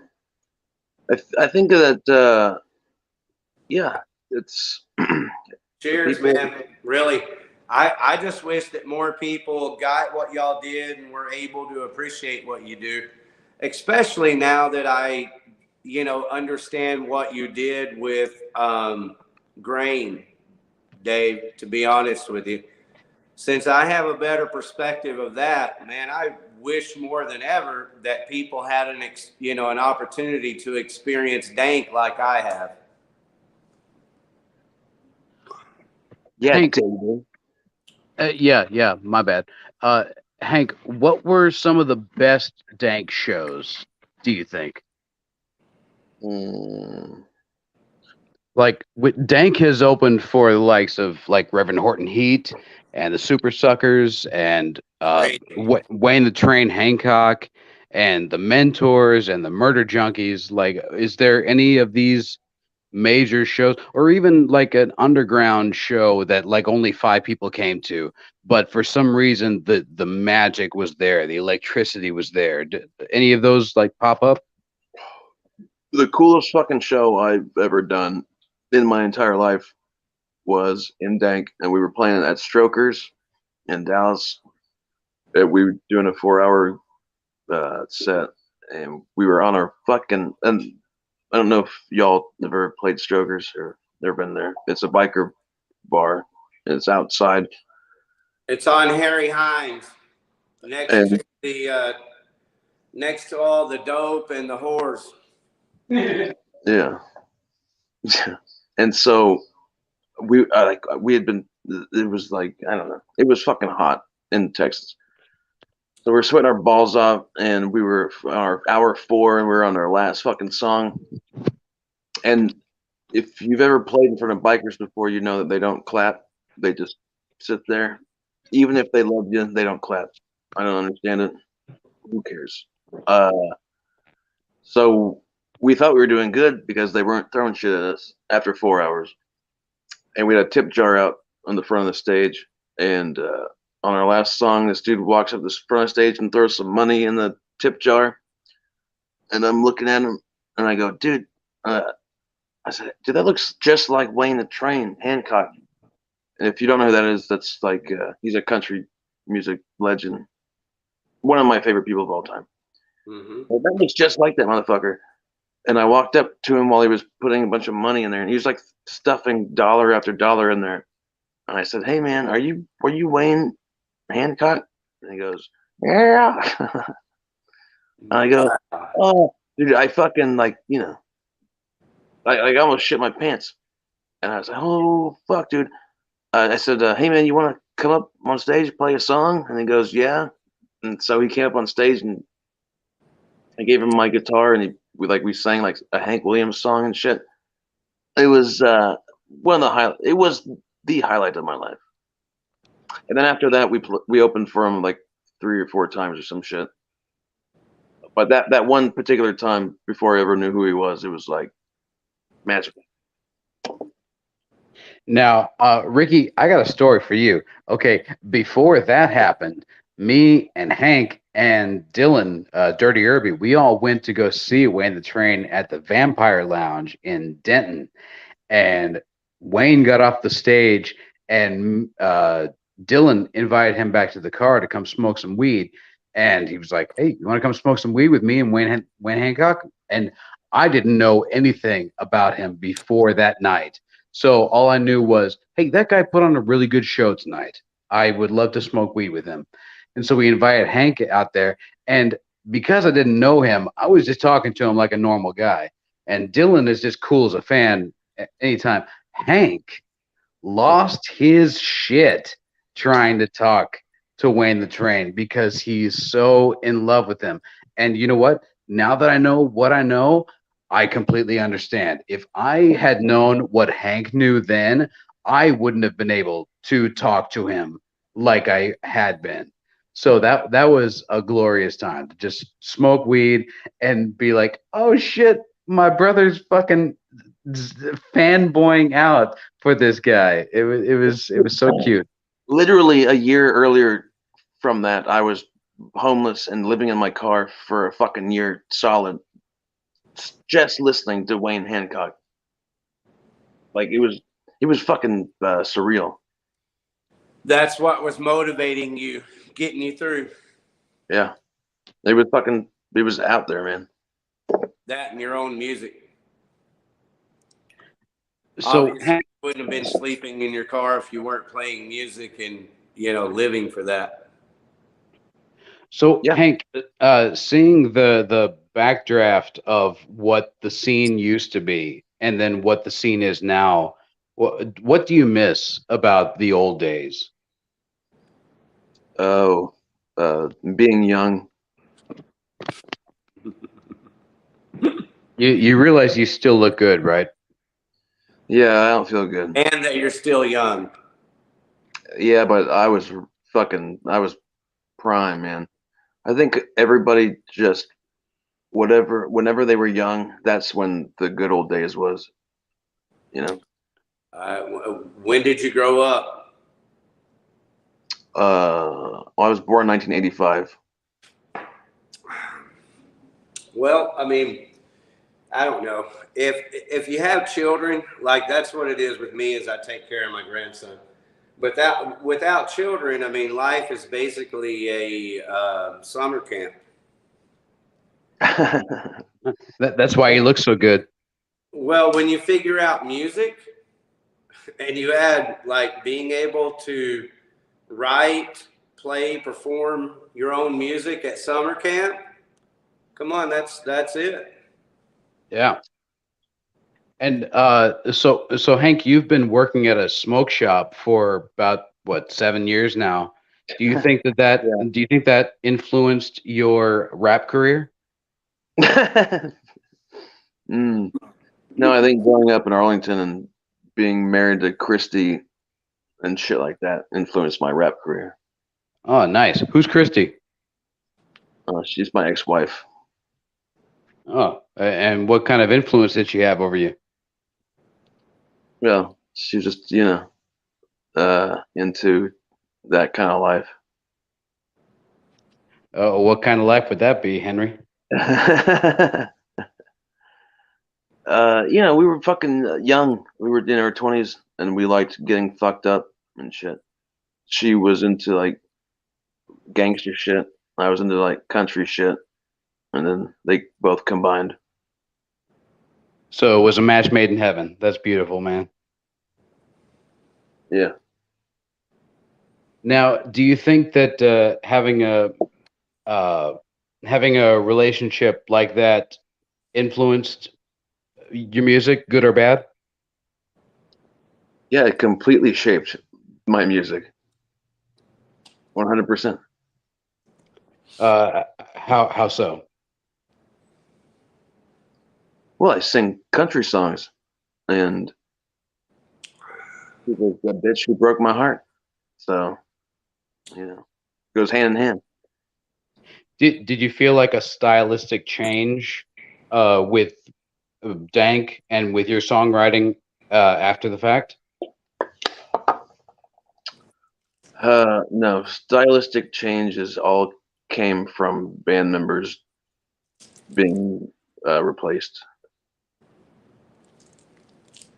I think I've always written the same kind of music, but I bring it to the band and then they turn it into something else. So that's where the music differs, is with the band members. What other people do with it. Right, exactly. Now, I got to say, like, you have multiple notebooks full of lyrics. So are you just like constantly writing anytime you have a free moment? Well, no, I have lots of free moments, but I do write a lot. So I would say I write every day, yes, but not every free moment. Now, when you write, do you keep in mind, okay, I already talked about this subject on the last song, I'm going to talk about this? Or is it just like, okay, this is a different take on what I was just talking about? I just try not to repeat myself. That's all. That's good. It's good. What kind of factor has your friends been in writing? I know you've done quite a few, jams around the campfire, and folks like Bucky and Isabel have definitely influenced your writing. Has anything that they did during that, pubescent process shaped what has become? Oh, for sure, man. I guess everybody I know has. But if you're talking about people who have helped me write songs, I would say that Nick Stoltz,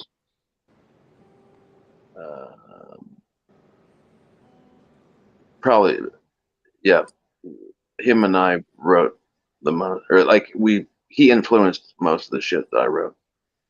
On the new Dank record? Oh no, the last one that we did, that was all me and David. Like David wrote 3 of those songs, I think. I wrote the rest. Okay, well, I'd like to talk about that, but are you guys talking about new music? Do you have new music, Hank, that's more rap oriented?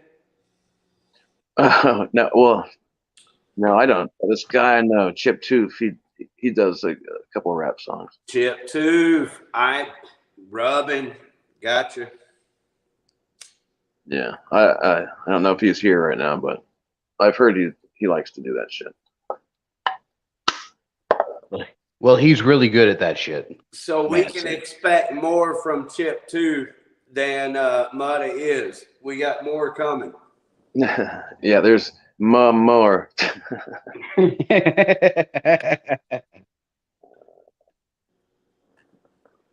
Sounds like fun, a lot.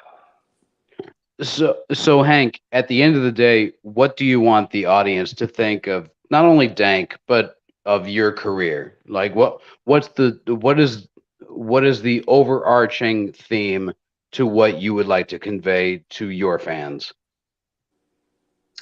Well, suck my dick. Oh, god damn. God bless you, sir.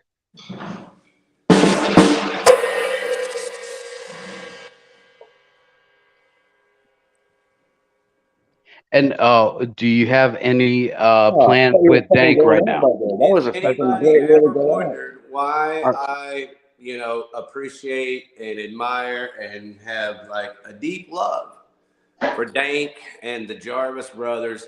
Now you know. Now you fucking know, right? I'm sorry, I wasn't listening. Is there anything in the future for Dank currently?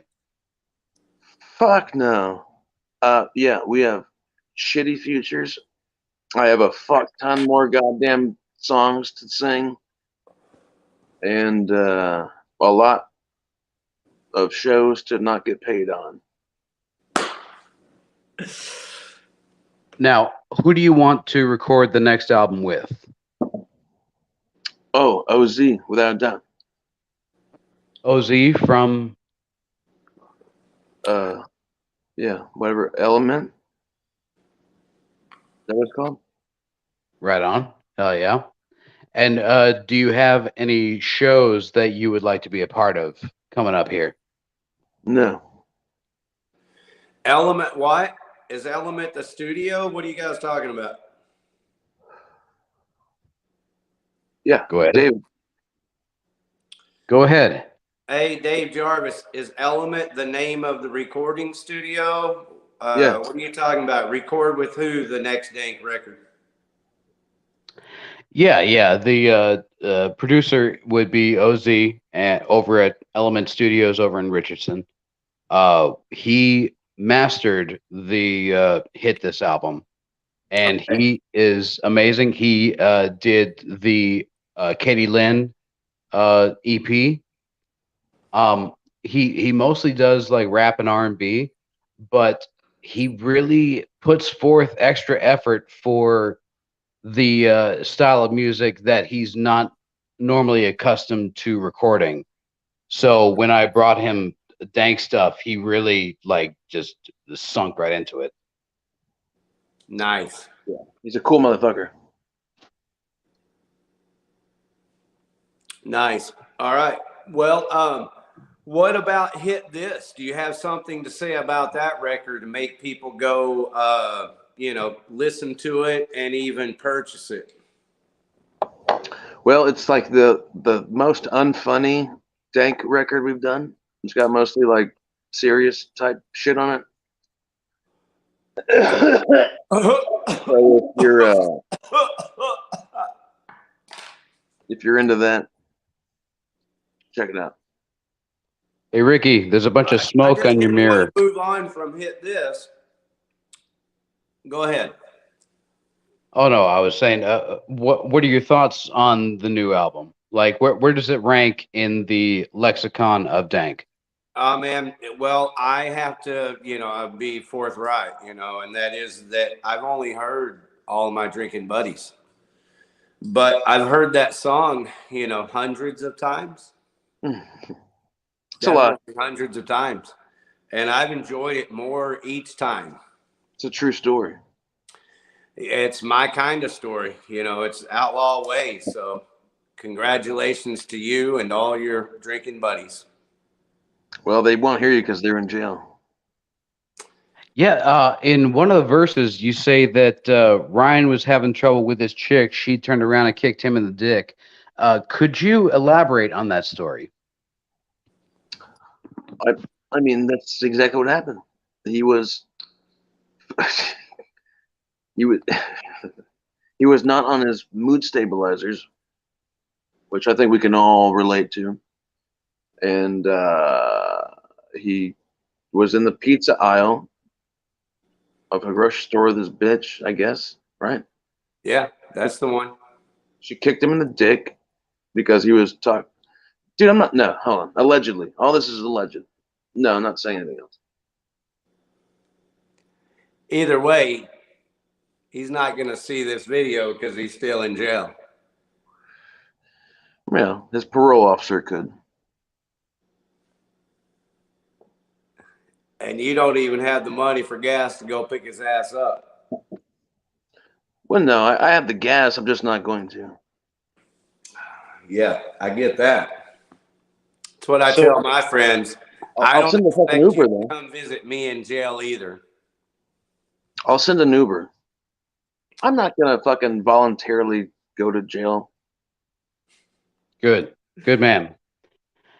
So how many more Dank albums do you think we've got in the bag? Dude, I'm like in my 30s. If I live to whatever. Oh, dude, you still got your best years before you, bro. You're going to enjoy life so much. I wouldn't. All right. That's a damn line. You know it. but I'm going to continue to play music till I die. That's my plan anyway. What are some of the songs that haven't been recorded yet that you are very much looking forward to recording? Oh, I got one called "Life Is Shit and That's It." I really like that. It's got a good message. What's dude? I have one. What's the other one that we were working on? Oh, Lovely Day. no, that sounds like the second song we're doing. Satan Helps Me Come. That's a really good one. Ooh, yeah, that's a good one. Yeah. Dude, there's so many. Pete Seaman. Is there any group of people that you wish to offend more than any other? Oh yeah, anyone who talks about politics on the internet. They're the worst people. There's nobody worse than political internet people. Oh, who'd you vote for? Right, exactly. Were you a Gary Johnson fan? Who gives a shit? Independent. Who really gives a Who fuck? goddamn gives a shit's the answer, man. Cheers, bro. Okay, outside of music, do you think that voting actually makes a difference? You're talking to me? All of y'all. I like voting. Well, I think voting for some things do things, but if you're talking about voting for a president, then that's something else. I've experienced politics at local levels and state levels. And then I've paid attention to politics on national levels, you know, all my life. And, you know, I think it's all pretty much what you think it is. Who was the last I wrote a president you song voted one for? time. I wrote a song one time. It's kind of like an extension of Screaming for Vengeance by Judas Priest. But anyway, it says they back-ended technology and put it in our faces. So cheers to politics.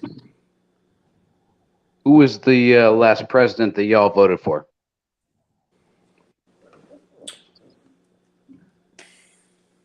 Who's the last president you voted for, fucking officer? I've never voted in my life. I got to witness the whole Gore Bush hanging Chad debacle when I was 17. So at that point, I realized that democracy was a sham, and I've been operating with that in the back of my mind ever since. All right. Well, welcome home, brother. I knew you belonged here.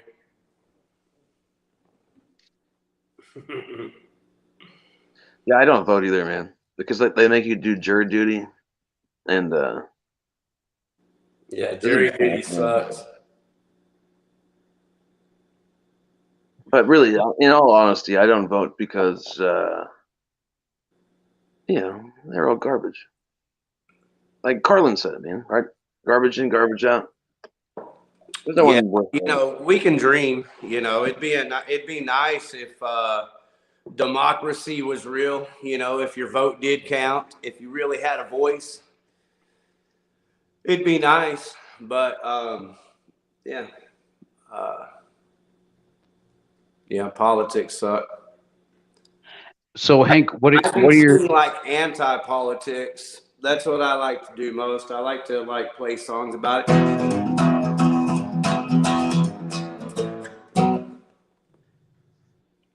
Express it that way.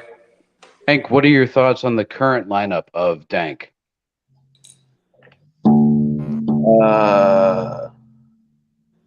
Yeah, I love everybody. How's it go? So, what are your thoughts on He's got Dwayne? a big bass there. What? Say it again, David. Oh, what are your thoughts on Dwayne, our banjo player? Dude, I love him. He's one of my favorite people I've ever known in my life.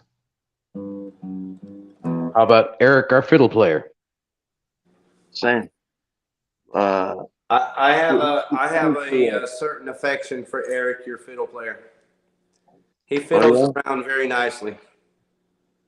Dude, he Oh. came with me to when my dog got put down, and he sat in the room with me when that happened. And like, what kind of friend would do that? You know, it's a good friend.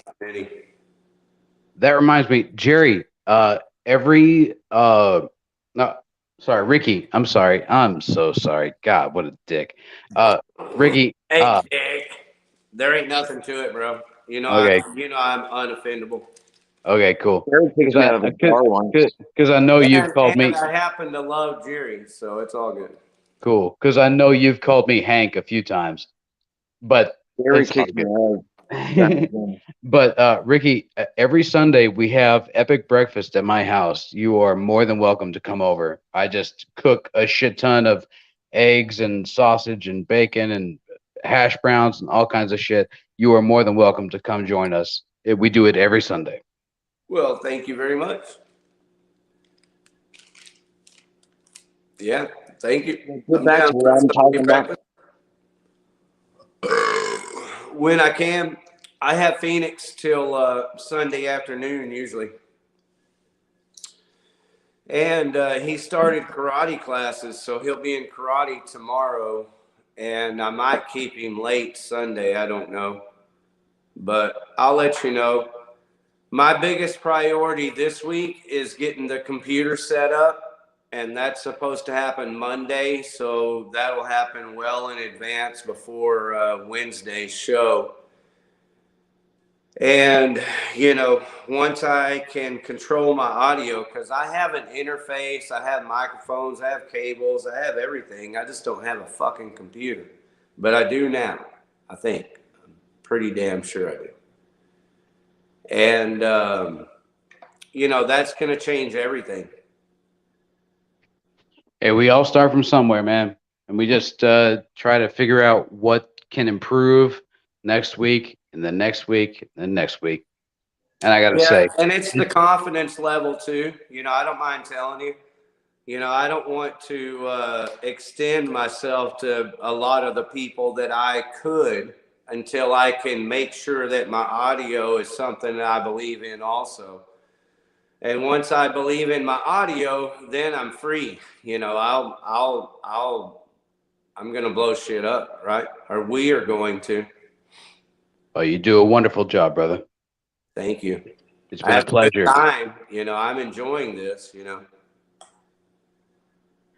So, Hank, is there anything you would like to leave the audience with before we head off into the great blue evening? Oh, audience. I don't know. I hate you all. Hope you all die. Dead by dog. I have to go to work on holidays, and none of y'all are on the road on the holidays, and the roads are great. And then the holidays aren't around anymore, and then y'all are back on the highways, getting in the car wrecks, fucking everything up. I think it'd be better if you were all dead. Thank you. Well, we appreciate that, brother. No. Learn how to drive. Or don't. No. You don't have to learn how to drive. I just don't want drive. you to, That's a good option. I want you to cease to exist. Yeah, it'd be nice. That's my wish. Well, thank you, Hank. Not you. You're cool. Oh, no, you and I do not drive the same path, so it's all good. The ones that don't, the ones that can't. Right? The ones that should had a long time ago. Seriously, Are there man, have any- you been on the goddamn fucking highway? So you're like you're going fucking east, right? And there's a wreck going west. Yet everyone going east is stopping to look at some flashy lights because everyone is a fucking sadistic piece of shit. They're just flashy lights, but they want to goddamn get a glimpse of some fucking death. Humans beings are. Anyway, I hate you all. You're cool though. Do you have any words of wisdom for the current scene of musicians? Yeah. Fuck hope. Oh no, Carlin already said that. Fuck. Oh yeah. Be lucky. If you're not lucky, you're never gonna do shit.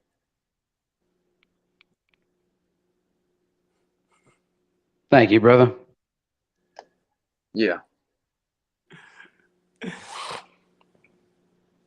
So is that something like if you're gonna have a bitch, make sure she knows how to dance? What scale are we on here of luck? Well, no, you're never gonna get anywhere without luck. You could be the best or the shittiest, and if you have a little bit of luck, you can go somewhere. Well, I'm fucking with you, trying to get a little bit of a rise. It sounds like you have a little bit of luck, something working for you with this new producer. You're excited about it. He's excited about working with Dank. And so that means we're all excited. Look here. Oh I yeah. finished it off, fellas. Is there a 36 ounces. Is there a timeline for the next Dank album? Once we make our money back on the last one. Yeah, good luck on that. Hey, everybody, go pick up the Dank record. Hey, when's there going to be another Dank show? You guys should book a show at the Growl. Book a big show at the Growl. Let's promote the fuck out of it. All right. Deal. Yeah. Book that shit. Sell a bunch of records and t-shirts. All right. All right, we'll do that. All right. Yeah, I will. We'll promote the fuck out of it. Right on. I'll be there, man. Contact Randy Roy. Find out how he got on the show. Do you have any words of wisdom for the new generation coming up trying to make similar music to you? Similar music to me. You never know. I don't know. Fucking find someone who can play anything besides guitar and drums and bass and shit. Like find someone who can play instruments that not everyone else plays. That's cool. That's good. Oh yeah. So play bass and sing and work your way into playing guitar and fronting your own thing like Dank. No, fucking no, fuck that. Like learn how to play saxophone or oboe or cello or fucking anything besides the shit everyone else plays. Because then you could be in a band that makes money. Everyone's got a guitar player. Everyone's got a goddamn drummer. Fucking play the I don't know, The instruments that pay. So, join a cover band is basically what it's saying. I didn't say no. Cover band. That's how you get the chicks. Are y'all listening to me? What kind of goddamn cover band has a fucking oboe in it? You want to do like a symphony or like a, something fucking that tours the planet. Are you saying that Dank needs an oboe player? I'm saying if you want to do lots of drugs and drink until you fucking kill yourself, you should be in a country band. But if you want to make money making music, then join, you know, a symphony. And suck my dick. I'm out. Love you. Hey, I love you both, man, and I agree 100%. Right? Join a tribute band, become a swinger, a gold digger, or play your heart out. Make your own music, right? Damn right. Well, I think that we've lost Hank for the evening. I got to say, a big thanks to Hank from Dank tonight. Tonight was a great show. May have been our best. They get better every week.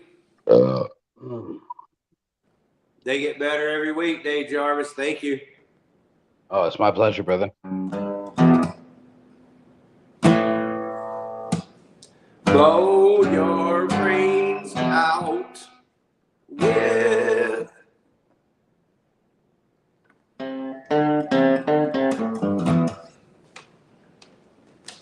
blow your brains out, man. Have a good time, Dave. I appreciate you. Thank you, brother. May tomorrow be better than you had hoped. I'm going to go ahead and play Dank, man. All my drinking buddies.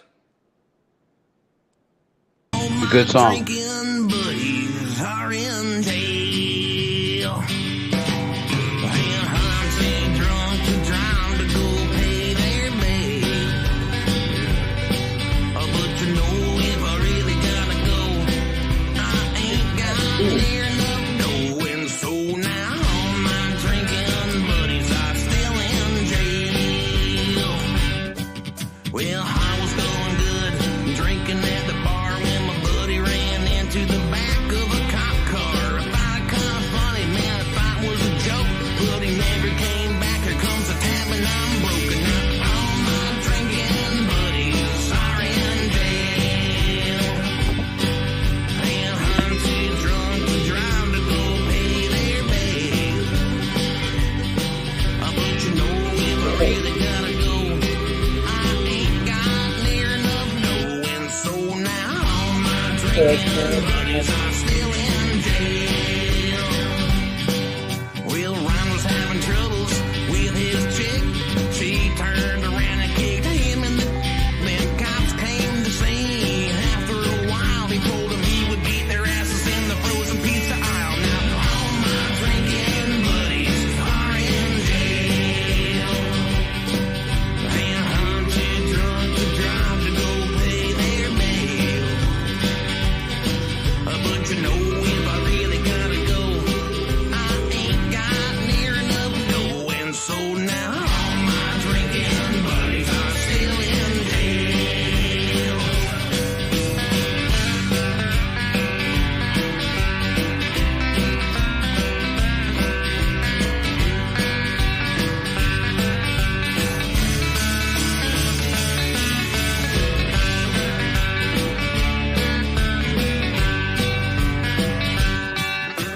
Mother started boozing at 62 and then began for breakfast hallucinating at noon. She ran a school bus stop sign in my stolen car, so they took her to the pokey for a little R&R. Now all my drinking buddies are in jail.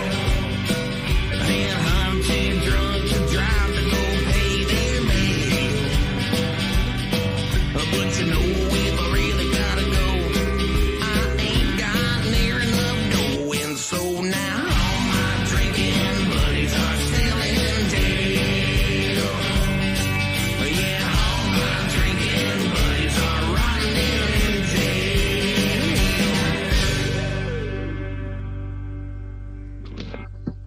1, 2, 3, 4.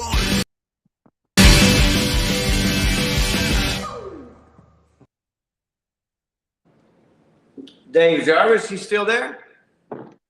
I'm still here. Yes, sir. You're the only reason I'm back. Cheers, brother. How are you? Oh, I'm great, brother. How are you? I'm good. Man, thank you so much. I can't believe we did that show. Yeah, man. I will continue to find interesting people to be on the show. Thank you for letting me be a part of this, bro. All right. Well, you're welcome. You already know. I'm kind of floored. Check it out. So it goes like this.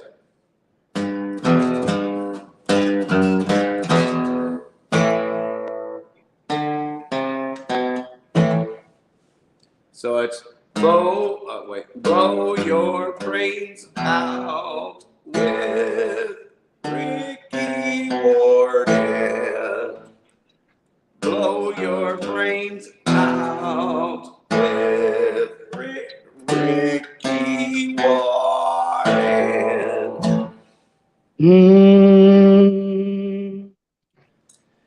And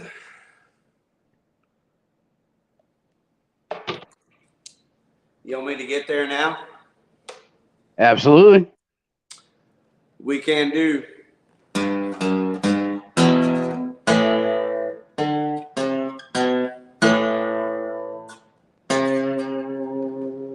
David Jarvis.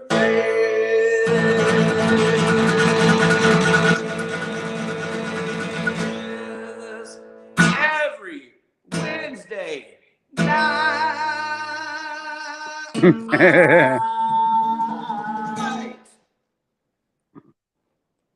9 p.m. right here, Outlaw Video TV. We love you. Thank you very much for tuning in. Thank you very much, everybody, for tuning in to Blow Your Brains Out with Ricky Warden and David Jarvis. We love you. We love y'all.